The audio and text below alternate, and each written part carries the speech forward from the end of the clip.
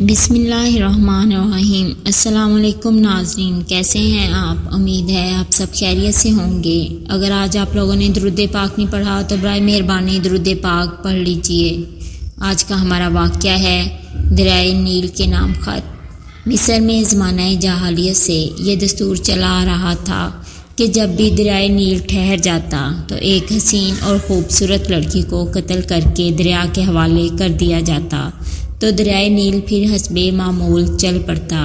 حضرت عمر رضی اللہ عنہ کے دور خلافت میں جب مصر فتح ہوا اور حضرت عمر بن العاص وہاں کے گورنر مقرر ہوئے تو اس وقت بھی معمول کے مطابق دریائے نیل کی روانی ختم ہو گئی اور وہ ٹھہر گیا۔ اس موقع پر حضرت عمر بن العاص سے لوگوں نے اس دستور کا ذکر کر کے اس کے مطابق کی اجازت چاہی۔ حضرت عمر بن العاص نے فرمایا کہ یہ جاہلیت کی رسم ہے، ہم ایسا نہیں کریں گے، البتہ امیر المومنین حضرت عمر سے میں مشورہ کروں گا۔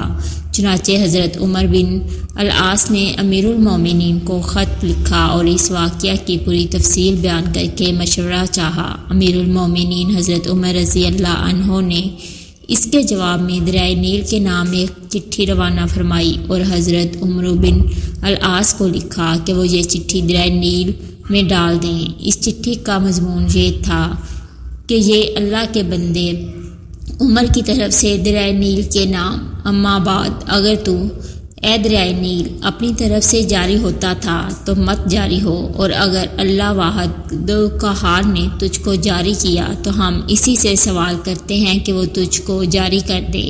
حضرت عمر بن العاص نے یہ چٹھی دریائے نیل میں ڈال دی۔ ڈالنا ہی تھا کہ دریائے نیل خوب تیزی کے ساتھ رواں ہو گیا۔